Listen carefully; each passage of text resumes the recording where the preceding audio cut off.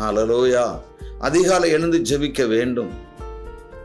அதிகாலை ஜெபிக்காம எந்த இடத்துக்கு நம்ம போகவே கூடாது. ஒருவேளை நீங்க அதிகாலை ஜெபிக்க முடியலைன்னா அதே நினைத்து கொண்டு துக்கத்தோடு தயவுசெய்து போக வேண்டாம். இன்றைக்கு ஒருவேளை ஜெபிக்க முடியாவிட்டாலும் மன்னிப்பு கேட்டு விட்டு நாளை இருந்து அந்த காரியத்தை தொடங்குங்கள். அதிகாலை வேளையில் தேடுகிறவன் என்னை கண்டடைகிறான். ஒவ்வொரு நாளும் புதிய கிருபைகளை நாம் பெற்றுக்கொள்ளணும். அப்ப ஜெபத்தின் மூலமாக தான் பெற்றுக்கொள்ள முடியும்.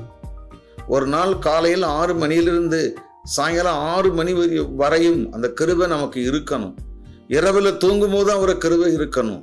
அதே போல விடுகிற அந்த அதிகாலை வேளையில எழுந்து தேவனுடைய முகத்தை பார்த்து ஜெபிக்க வேண்டும். அப்பொழுதுதான் அந்த கிருபை உங்களுக்கு உண்டாகும். புதிய கிருபைகளை தேவன் தர ஆயத்தமாய் இருக்கிறார். அந்த நாட்களில் பாவம் செய்த ஆதாமை வெளியே துரத்திவிட்ட தேவன் இன்றைக்கு 2 கரங்களையும் விரித்து, அன்பு மகனே மகளே மனம் திரும்புவாயா, என்றைக்கு இடத்தில் நீ வருவாய் என்று சொல்லி தேவன் எதிர்பார்த்து கொண்டிருக்கிறார்.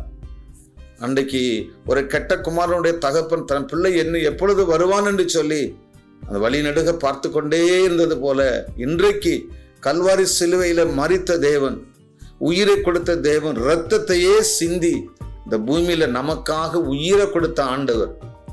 அவர் சொல்றாரு, என் இரத்தத்தையே கொடுத்திருக்கிறேன், என் உயிரையே கொடுத்திருக்கிறேன், மற்ற எல்லாவற்றையும் உனக்கு அருளாதிருக்கிறது எப்படின்னு சொல்லி பைபிள நம்ம வாசிக்கிறோம். அப்போ ஒரு ஊழியக்காரன் மனம் திரும்பி வரணும் என்று சொல்லி, ஒரு விசுவாச பிள்ளைகள் மனம் திரும்பி வர வேண்டும் என்று சொல்லி எதிர்பார்த்து